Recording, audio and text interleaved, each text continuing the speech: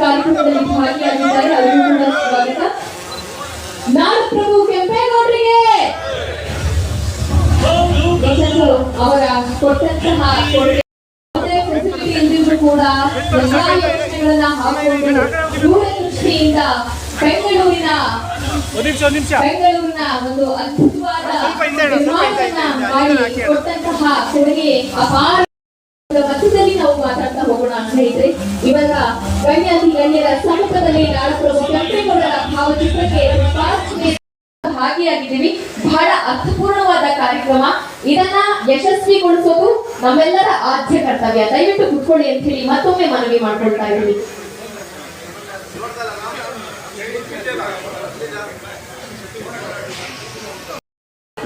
ನಾಡಪ್ರಭು ಕೆಂಪೇಗೌಡರು ನಮ್ಮೆಲ್ಲರ ಹೆಮ್ಮೆ. ಇವತ್ತು ಅವರು ಕೊಟ್ಟಂತಹ ಕೊಡುಗೆಯಿಂದ ನಾವೆಲ್ಲರೂ ಕೂಡ ಬಹಳ ನೆಮ್ಮದಿಯಿಂದ ಜೀವನವನ್ನ ನಡೆಸ್ತಾ ಇದೀವಿ. ಅವರ ಒಂದು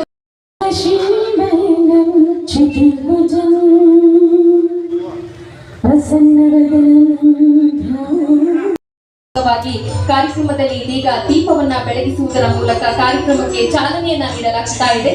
ದೀಪ ಜ್ಯೋತಿ ಪರಬ್ರಹ್ಮ ದೀಪ ಜ್ಯೋತಿ ಜನಾರ್ದನ ಕರೋತಿ ಕಲ್ಯಾಣಂ ಆರೋಗ್ಯಂ ಶ್ರೀಮಸ್ತು ಶುಭಮಸ್ತು.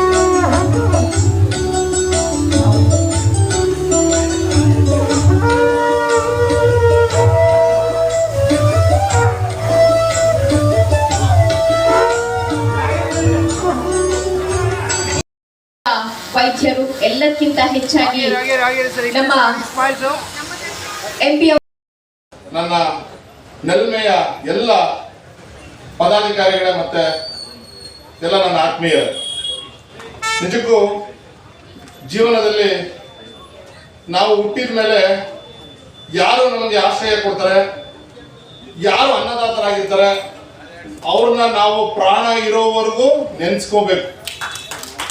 ಅದೇ ರೀತಿ ಇವತ್ತು ಇಡೀ ಬೆಂಗಳೂರಿಗೆ ಆಶ್ರಯದಾತ ಯಾರು ಅಂದ್ರೆ ಏನ್ ಹೇಳ್ತೀವಿ.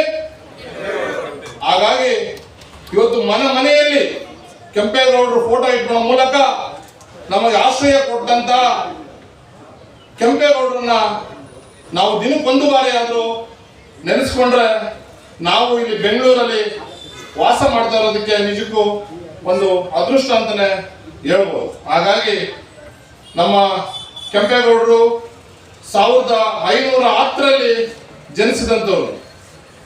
ಅವರು ಬಹಳ ವಿದ್ಯಾವಂತ ನಿಪುಣರು, ಬಹಳ ಆಡಳಿತಾತ್ಮಕ ಕಲ್ತಂತ ಒಂದು ಮಹನೀಯರು. ಮಾನ್ಯ ಅಚ್ಯುತರಾಯರ ಆದೇಶದಂತೆ ಬೆಂಗಳೂರು ನಿರ್ಮಾಣದ ಹೊಣೆ ಹೊತ್ತು ಆ ಒಂದು ಸ್ಥಳವನ್ನು ಗುರುತಿಸಿ ಎಲ್ಲ ವಿಚಾರಕ್ಕೆ ಯೋಗ್ಯವಾಗಿರುವಂತಹ ಒಂದು ಸ್ಥಳವನ್ನ ಆಯ್ಕೆ ಮಾಡಿಕೊಂಡು ಇವತ್ತು ಬೆಂಗಳೂರು ನಗರವನ್ನ ಸೃಷ್ಟಿ ಮಾಡಿದಂಥವ್ರು. ಹಾಗಾಗಿ ಇವತ್ತು 398 ಕೆರೆಗಳು, ಉದ್ಯಾನವನಗಳು, ದೇವಸ್ಥಾನಗಳು, ನಮ್ಮ ನಾಗರಿಕರಿಗೆ ಬೇಕಾದಂತ ವ್ಯವಸಾಯ ಮಾಡೋಕ್ಕೆ ಅನುಕೂಲ ಆಗೋ ತರ ಕೆರೆಗಳನ್ನ ನಿರ್ಮಿಸಿ ಎಲ್ಲಾ ಜನಾಂಗದವರಿಗೆ ಅವರು ವ್ಯಾಪಾರ ಮಾಡೋದಕ್ಕೋಸ್ಕರ ಚಿಕ್ಕಪೇಟೆ ಆಗ್ಬೋದು, ಬಳೆಪೇಟೆ ಆಗ್ಬೋದು, ಕಬ್ಬನ್ಪೇಟೆ ಆಗ್ಬೋದು, ಈ ತರ 10 ಹಲವಾರು ಪೇಟೆಗಳನ್ನ ನಿರ್ಮಿಸಿ ಎಲ್ಲಾ ಜನಾಂಗದ ನಾಯಕರು ಯಾರು ಅಂದ್ರೆ ಕೆಂಪೇಗೌಡರು ಅಂತ ಹೇಳಕ್ ಬಯಸ್ತಾ ಇದ್ದೀವಿ.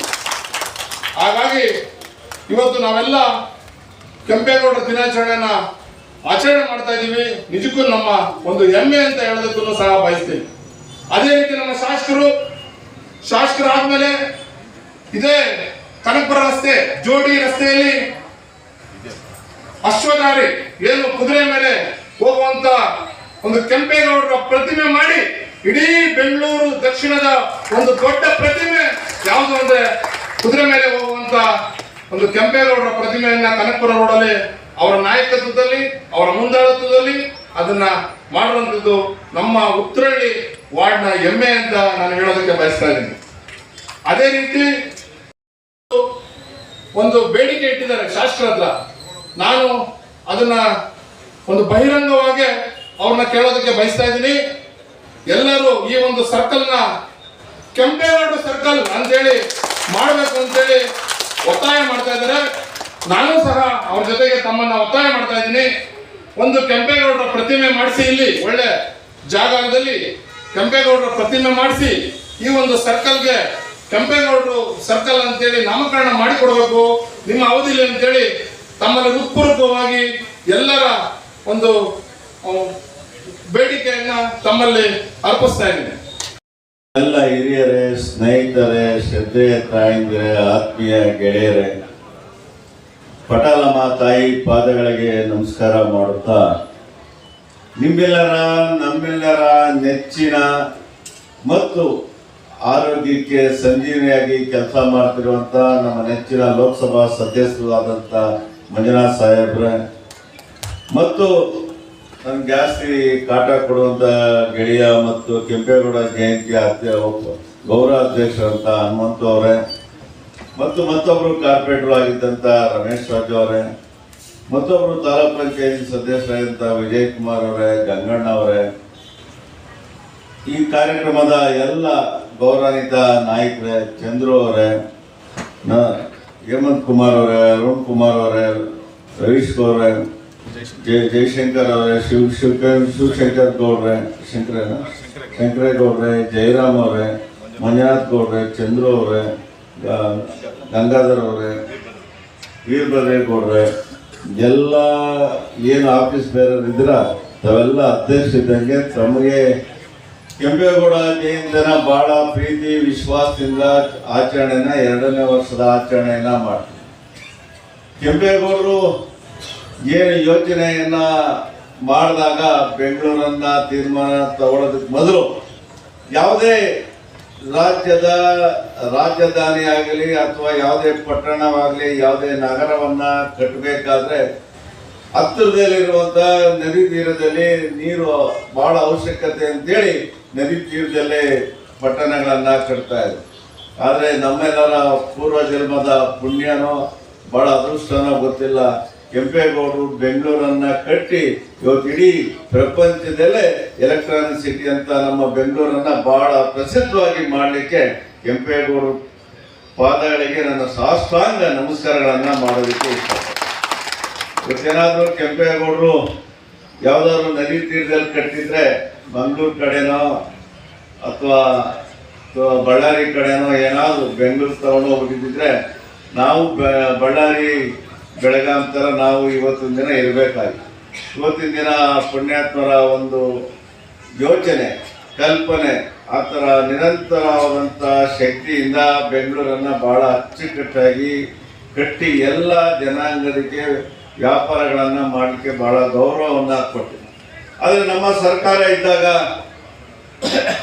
ಕೆಂಪೇಗೌಡ ಏರ್ಪೋರ್ಟ್ ಅಂತ ಮಾಡಿ ಇವತ್ತು ಬೆಂಗಳೂರಿಗೆ ಯಾವುದೇ ರಾಜ್ಯದಿಂದ ಯಾವುದೇ ದೇಶದಿಂದ ಬಂದರೆ ನಮ್ಮ ಕೆಂಪೇಗೌಡರಿಗೆ ಒಂದು ನಮಸ್ಕಾರ ಮಾಡಿಕೊಂಡೆ ಬೆಂಗಳೂರೊಳಗೆ ಬರುವಂಥ ಒಂದು ಒಳ್ಳೆಯ ಪ್ರತಿಮೆಯನ್ನು ಇವತ್ತು ಏರ್ಪೋರ್ಟಲ್ಲಿ ಮಾಡಿ.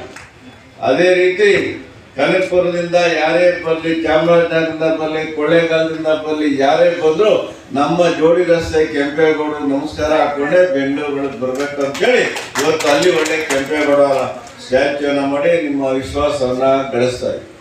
ಇವತ್ತಿನ ದಿನ ಎಲ್ಲರ ಕೆಂಪೇಗೌಡರು ಹಾಕಿಕೊಟ್ಟಂಥ ನೆಲೆಯಲ್ಲೇ ನಾವು ಇವತ್ತಿನ ದಿನ ಅಭಿವೃದ್ಧಿ ಕಾರ್ಯಗಳನ್ನು ಮಾಡ್ತೀವಿ. ಇರುವಂಥ ಕೆರೆಗಳನ್ನು ಅಭಿವೃದ್ಧಿ ಮಾಡಲಿಕ್ಕೆ ಸರ್ಕಸ್ ಹೊಡಿತೀವಿ, ಆದರೆ ಕೆರೆ ಕಟ್ಸಿದ್ರಲ್ಲ ಅವರ ಒಂದು ಶಕ್ತಿ, ಅವರ ಯೋಚನೆ ಎಷ್ಟಿತ್ತು ಅಂತ ತಾವೆಲ್ಲ ಯೋಚನೆ ಮಾಡಿ ಇವತ್ತು ಎಲ್ಲ ಕೆರೆಗಳನ್ನು ಅಭಿವೃದ್ಧಿಗಳನ್ನು ಮಾಡಿ ಇವತ್ತು ಅವರು ಕೊಟ್ಟಂಥ ಮಾರ್ಗದರ್ಶನದಲ್ಲಿ ಇವತ್ತು ಎಲ್ಲ ಕಾರ್ಯಗಳು ನಡೀತಾ ಬರ್ತಾರೆ. ಇವತ್ತು ದಿನ ಕೆಂಪೇಗೌಡರ ಏನು ಭಾಳ ಪ್ರೀತಿಯಿಂದ ವಿಶ್ವಾಸದಿಂದ ಸರ್ಕಲ್ಗೆ ಕೆಂಪೇಗೌಡರು ಸರ್ಕಲ್ ಅಂತ ಇಡಬೇಕು ಅಂತ ಏನು ತೀರ್ಮಾನವನ್ನು ನೀವೆಲ್ಲರೂ ಮಾಡಿದ್ರ ಬೇಗ ಒಂದು ಬೋರ್ಡ್ ಬರೆದು ಟೇಪ್ ಕಟ್ ಮಾಡೋ ಕೆಲಸವನ್ನು ಮಾಡೋಣ. ಬಹುಶಃ ನಾಡಪ್ರಭು ಕೆಂಪೇಗೌಡರ ಕನಸು ಏನಪ್ಪ ಇತ್ತು ಅಂದರೆ ಬೆಂಗಳೂರು ಒಂದು ಸುಸಜ್ಜಿತವಾದಂಥ ನಗರವಾಗಬೇಕು, ಇದರ ವಾತಾವರಣ ಚೆನ್ನಾಗಿರಬೇಕು, ಇದು ಬಹಳ ಸ್ವಚ್ಛತೆಯಿಂದ ಕೂಡಿರಬೇಕು ಅನ್ನುವ ಕನಸಿತ್ತು. ಅವರ ಕನಸು ಎಲ್ಲೋ ಒಂದು ಕಡೆ ನನಸಾಗ್ತಾ ಇಲ್ಲ ಅಂತ ನನ್ನ ಭಾವನೆ. ಅಂದರೆ ಕೆಂಪೇಗೌಡರು ಅವರು ಮಹಾ ದೊಡ್ಡ ಕನಸುಗಾರ, ಉತ್ತಮವಾದಂಥ ಆಡಳಿತಗಾರರಾಗಿದ್ದರು. ಅದು ಹಾಗೇ ಒಂದು ಅದ್ಭುತವಾದಂಥ ಆರ್ಕಿಟೆಕ್ಟ್ ಕೂಡ ಆಗಿದ್ರು, ಅವರು ಒಬ್ಬರು ಇಂಜಿನಿಯರ್ ಕೂಡ ಆಗಿದ್ದರು. ಹೀಗಾಗಿ ಅವರು ಈ ಕಸುಬಿಗೆ ತಕ್ಕಂತೆ ಹಲವಾರು ಪೇಟೆಗಳನ್ನು ಮಾಡಿದರು. ಅದೇ ರೀತಿ ಬೆಂಗಳೂರು ನಗರದಲ್ಲಿ ಸುಮಾರು ಕೆರೆಗಳನ್ನು ಮಾಡಿದ್ರು ಅವರು. ನೋಡಿ, ಕೆಂಪೇಗೌಡರು ಇದ್ದಂಥ ಕಾಲದಲ್ಲಿ ಬೆಂಗಳೂರಿನ ಟೆಂಪ್ರೇಚರ್ ಎಷ್ಟಿತ್ತು ಅಂದರೆ ಚಳಿಗಾಲದಲ್ಲಿ 7 ಡಿಗ್ರಿ ಇತ್ತಂತೆ, ಬೇಸಿಗೆ ಕಾಲದಲ್ಲಿ 15 ಡಿಗ್ರಿ ಇತ್ತಂತೆ. ಅದಕ್ಕೆ ಬ್ರಿಟಿಷರು ಬೆಂಗಳೂರನ್ನು ಅದಕ್ಕೋಸ್ಕರ ಸುಮಾರು ಬ್ರಿಟಿಷರ ಕಾಲದಲ್ಲಿ ದೊಡ್ಡ ದೊಡ್ಡ ಕಚೇರಿಗಳು ಬೆಂಗಳೂರಲ್ಲಿ ಮಾಡಿದರು. ಬೆಂಗಳೂರು ಆವಾಗ ಏರ್ ಕಂಡೀಷನ್ ಸಿಟಿ ಆಗಿತ್ತು. ಅದಕ್ಕೆ ಕೆಂಪೇಗೌಡರ ಕೊಡುಗೆ ಬಹಳ ಅಪಾರ. ಇವತ್ತು ಏರ್ ಕಂಡೀಷನ್ಡ್ ಸಿಟಿ ಹೋಗಿ ಏನಾಗ್ತಾ ಇದೆ ನಮಗೆಲ್ಲ ಗೊತ್ತಿದೆ. ಇವತ್ತು ನಮ್ಮ ಕ್ಷೇತ್ರದ ಜನಪ್ರಿಯ ಶಾಸಕರಾದಂಥ ಕೃಷ್ಣಪ್ಪನವರು ಇದೇ ರೀತಿ ಇವತ್ತು ನೋಡ್ಬೋದು. ಬೆಂಗಳೂರು ದಕ್ಷಿಣ ಕ್ಷೇತ್ರದಲ್ಲಿ ಓಡಾಡಿದಾಗ ನಿಮಗೆ ರಸ್ತೆನಲ್ಲಿ ಗುಂಡಿಗಳಿಲ್ಲ. ಅದೇ ರೀತಿ ನೀವು ಆನೇಕಲ್ ಕ್ಷೇತ್ರದಲ್ಲಿ ಓಡಾಡಿದರೆ ರಸ್ತೆಯಲ್ಲಿ ಗುಂಡಿಗಳು ಮಾತ್ರ ಅಲ್ಲ, ಬಾವಿಗಳು ಕೂಡ ಇದೆ. ಇದಕ್ಕೆ ಏನಪ್ಪ ಅಂದರೆ, ನಿಮಗೆ ವಾತಾವರಣ ಸರ್ಕಾರದಲ್ಲಿ ಅಷ್ಟು ಚೆನ್ನಾಗಿಲ್ಲದೆ ಇದ್ರೂ ಕೂಡ ಅದರಲ್ಲೂ ಕೂಡ ಅವರ ಚತುರತೆ, ಅವರ ಇದು ಅನುಭವ, ರಾಜಕೀಯ ಬದ್ಧತೆಯಲ್ಲಿ ಯಾವುದೇ ವಿರೋಧಿ ಸರ್ಕಾರ ಇದ್ದರೂ ಕೂಡ ಅಚ್ಚುಕಟ್ಟಾದಂಥ ಕ್ಷೇತ್ರದ ಕೆಲಸವನ್ನು ಮಾಡಿಕೊಡಬೇಕು ಅನ್ನುವ ನಿಜವಾದ ಚಾಕಚಕ್ಯತೆ ಕೃಷ್ಣಪ್ಪನವ್ರಿಗಿದೆ. ಅದು ನಿಜವಾಗ್ಲೂ ಅವ್ರನ್ನ ಅಭಿನಂದಿಸಬೇಕಾಗುತ್ತೆ. ಕೆಂಪೇಗೌಡರ 517ನೇ ಜಯಂತ್ಯೋತ್ಸವವನ್ನು ಇವತ್ತು ನಮ್ಮ ಉತ್ರಳ್ಳಿ ವಾರ್ಡ್ನಲ್ಲಿ ಭಾಳ ಅದ್ದೂರಿಯಾಗಿ ನಮ್ಮ ಸಮಿತಿಯವರು ಭಾಳ ಅಚ್ಚುಕಟ್ಟಾಗಿ ಭಾಳ ಸಂತೋಷದಿಂದ ಒಂದು ಈ ಕಾರ್ಯಕ್ರಮನ ಹಮ್ಮಿಕೊಂಡಿದ್ದು ಈ ಕಾರ್ಯಕ್ರಮಕ್ಕೆ ಲೋಕಸಭಾ ಸದಸ್ಯರಾದ ಡಾಕ್ಟರ್ ಮಂಜುನಾಥ್ ಅವರು ಮತ್ತು ಶಾಸಕರಾದ ಕೃಷ್ಣಪ್ಪನವರು ಭಾಗವಹಿಸಿ ಕಾರ್ಯಕ್ರಮನ ಮೆರುಗು ತಂದರು. ನಿಜಕ್ಕೂ ಈ ನಾಡಪ್ರಭು ಕೆಂಪೇಗೌಡರು ಬೆಂಗಳೂರು ನಿರ್ಮಾತ, ನಮಗೆ ಎಲ್ಲ ಬೆಂಗಳೂರಲ್ಲಿ ವಾಸಿಸುವಂಥ ಎಲ್ಲ ಜನರಿಗೆ ಆಶ್ರಯದಾತ. ಹಾಗಾಗಿ ಅವರ ಒಂದು ಜಯಂತ್ಯೋತ್ಸವ ಮಾಡೋದು ನಮ್ಮ ಕರ್ತವ್ಯ. ಹಾಗಾಗಿ ಇವತ್ತು 517ನೇ ಜಯಂತ್ಯೋತ್ಸವವನ್ನು ಭಾಳ ಅದ್ಧೂರಿಯಾಗಿ ಮಾಡಿದ್ದೀವಿ. ನಿಜಕ್ಕೂ ಸ್ವರ್ಗದಲ್ಲಿರುವಂಥ ಕೆಂಪೇಗೌಡರಿಗೆ ಒಂದು ಒಳ್ಳೆಯದಾಗಲಿ ಅಂತಲೂ ಸಹ ಹೇಳ್ತಾ, ಎಲ್ಲರೂ ನಮ್ಮ ಬೆಂಗಳೂರು ವಾಸ ಮಾಡುವಂಥ ಎಲ್ಲ ಜನರು ದಿನಕ್ಕೊಂದು ಬಾರಿ ಅವ್ರನ್ನ ಜ್ಞಾಪಿಸ್ಕೊಂಡು ವಾಸ ಮಾಡಿ ಅಂತ ಈ ಮೂಲಕ ಹೇಳ್ತಾ ನನ್ನ ಮಾತನ್ನು ಮುಗಿಸ್ತೀನಿ. ಜೈ ಹಿಂದ್, ಜೈ ಕರ್ನಾಟಕ ಮಾತು. ಇದು ನಮ್ಮ ನಾಡಪ್ರಭು ಕೆಂಪೇಗೌಡ ಸೇವಾ ಸಮಿತಿಯಿಂದ 2ನೇ ಅದ್ದೂರಿಯಾದಂಥ 517ನೇ ಜಯಂತ್ಯೋತ್ಸವ. ಈ ಜಯಂತ್ಯೋತ್ಸವ ಕಾರ್ಯಕ್ರಮಕ್ಕೆ ನಿಮ್ಮೆಲ್ಲರ ನೆಚ್ಚಿನ ಲೋಕಸಭಾ ಸದಸ್ಯರಾದಂಥ ಡಾಕ್ಟರ್ ಮಂಜುನಾಥ್ ಅವರು ಬಂದಿದ್ದರು. ಭಾಳ ಖುಷಿಯಾಯಿತು.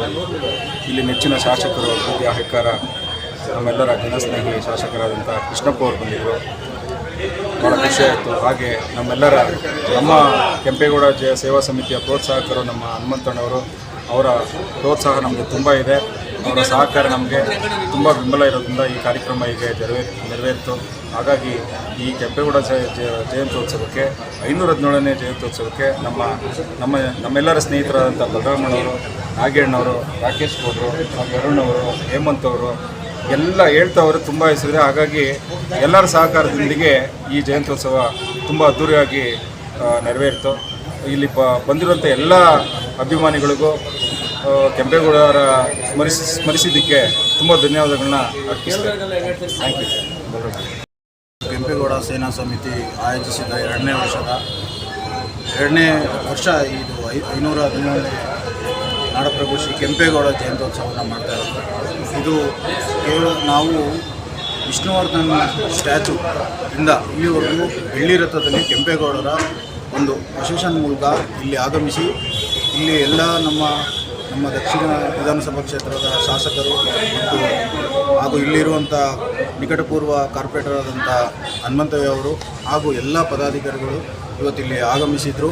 ಇದು ಕೇವಲ ಕಾರ್ಯಕ್ರಮ ಮಾತ್ರ ಅಲ್ಲ, ಇವತ್ತು ನಿಮಗೆಲ್ಲ ಗೊತ್ತಿದೆ ಶ್ರೀ ನಾಡಪ್ರಭು ಕೆಂಪೇಗೌಡರು ನಮಗೆಲ್ಲ ಹಾಕೊಟ್ಟಿರುವಂಥ, ಅವರು ನಡೆದು ಬೆಂಗಳೂರನ್ನು ಕಟ್ಟಿರುವಂಥ ನಮ್ಮ ಎಲ್ಲ ಜಾತಿ ಎಲ್ಲ ವರ್ಗದವ್ರಿಗೂ ಏನು ಒಂದು ಪೇಟೆಗಳನ್ನು ಕಟ್ಟಿ ಮಾರ್ಗದರ್ಶಕರಾದರು. ಅದೇ ಮಾರ್ಗದರ್ಶಕದಲ್ಲಿ ಇವತ್ತು ನಮ್ಮ ನಾಡಪ್ರಭು ಶ್ರೀ ಕೆಂಪೇಗೌಡ ಸಮಿತಿಯ ಚಂದ್ರು ಆಗಿರ್ಬೋದು ಎಲ್ಲ ಪದಾಧಿಕಾರಿಗಳು ಇವತ್ತು ಏನು ಎಲ್ಲರಿಗೂ ಇವತ್ತು ಊಟದ ವ್ಯವಸ್ಥೆಯನ್ನು ಮಾಡಿ, ಜೊತೆಗೆ ಸಾಧಕರಿಗೆ ಸನ್ಮಾನವನ್ನು ಇಟ್ಕೊಂಡು ಯುವಕರು ಏನಿವತ್ತು ಯೋಗದಲ್ಲಿ ಅವ್ರದ್ದೇ ಆದಂಥ ಪ್ರತಿಭೆಯಲ್ಲಿ ಮುಂದುವರೆದಿರುವಂಥ ಯುವಕರನ್ನು ಇವತ್ತು ಈ ವೇದಿಕೆಯಲ್ಲಿ ಕಾರ್ಯಕ್ರಮವನ್ನು ಇವತ್ತು ಅವ್ರಿಗೂ ಕೂಡ ಅವಕಾಶ ಮಾಡಿಕೊಟ್ಟು ಈ ನಾಡಪ್ರಭು ಕೆಂಪೇಗೌಡರ ಏನು ಮಾರ್ಗದರ್ಶನದಲ್ಲಿ ಇವತ್ತು ನಮ್ಮನ್ನ ಇವರೆಲ್ಲರೂ ಪಾಲಿಸ್ತಾ ಇದ್ದಾರೆ. ಅದೆಲ್ಲ ನಮಗೂ ಖುಷಿಯಾಯಿತು.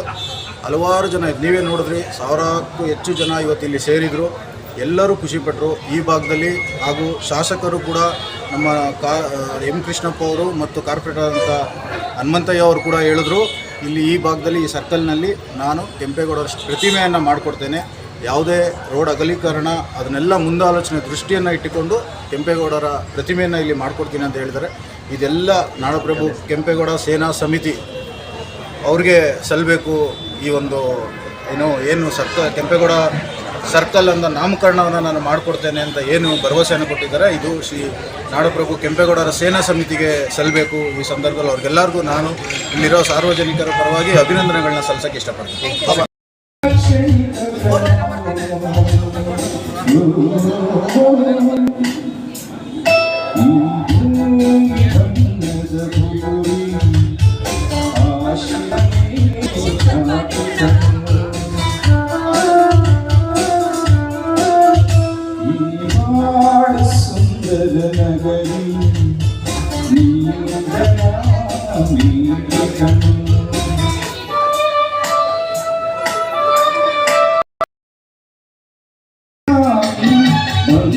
ಪ್ರೇಮದ ಸಿರಿಯಾಗಿ ನನಗಾಗಿ ನನ್ನ ಜೊತೆಯಾಗಿ, ನನಗಾಗಿ ನನ್ನ ಜೊತೆಯಾಗಿ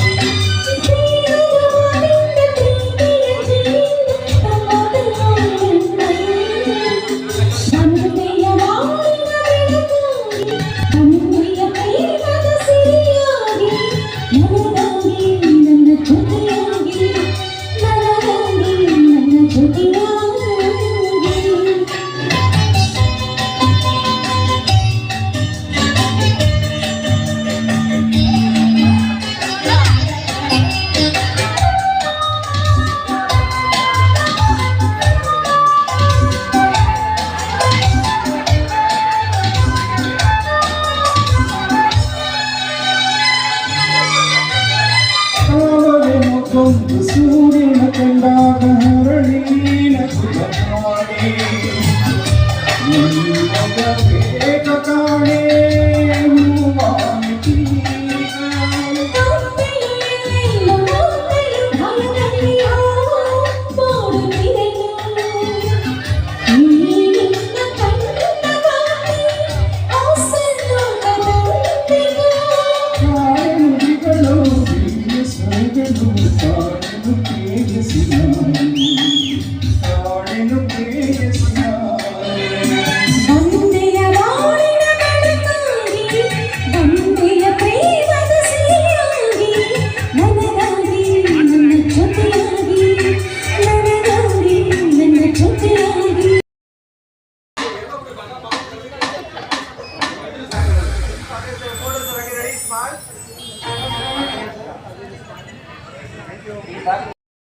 ಸೇವೆಯನ್ನ ಗುರುತಿಸಿ ಅವರಿಗೆ ಇಲ್ಲಿ ಗೌರವಿಸಿ ಸನ್ಮಾನಿಸಲಾಗ್ತಾ ಇದೆ.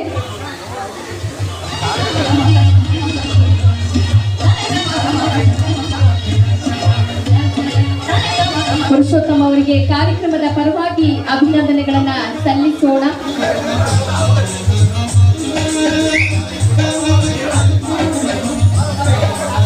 ಈಗ ಕಾರ್ಯಕ್ರಮದಲ್ಲಿ ನಮ್ಮ ಸೈಯದ್ ಸರ್ ಅವರು ಬಂದಿದ್ದಾರೆ, retired wing commander.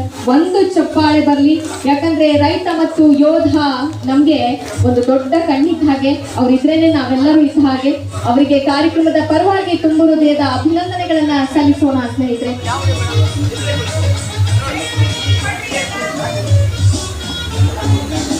Kannada ಪ್ರಭುಗ Satish ಗೌಡ್ರು ದಯವಿಟ್ಟು ವೇದಿಕೆ ಮೇಲೆ ಬರಬೇಕು ಅಂತ ಹೇಳಿ ಕೇಳ್ಕೊಳ್ತಾ ಇದ್ದೀವಿ.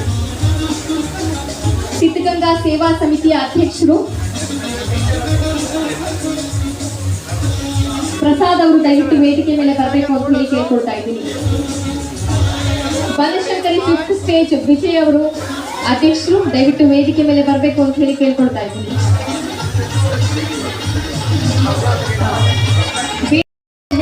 ಹಾಗೆ ವೈದ್ಯರು ಆಗಿದ್ರು ಕೂಡ ವೃತ್ತಿಯಲ್ಲಿ ಸಮಾಜ ಸೇವೆಯಲ್ಲಿ ತಮ್ಮನ್ನು ತಾವು ತೊಡಗಿಸಿಕೊಂಡು ರಾಜಕೀಯ ಪ್ರವೇಶದಲ್ಲೂ ಕೂಡ ತಮ್ಮದೇ ಆದ ಛಾಪನ್ನ ಮೂಡಿಸಿಕೊಂಡಿದ್ದಾರೆ. ಇಂತಹ ರಾಜಕಾರಣಿಗಳು ನಮ್ಮ ಒಂದು ಸಮಾಜ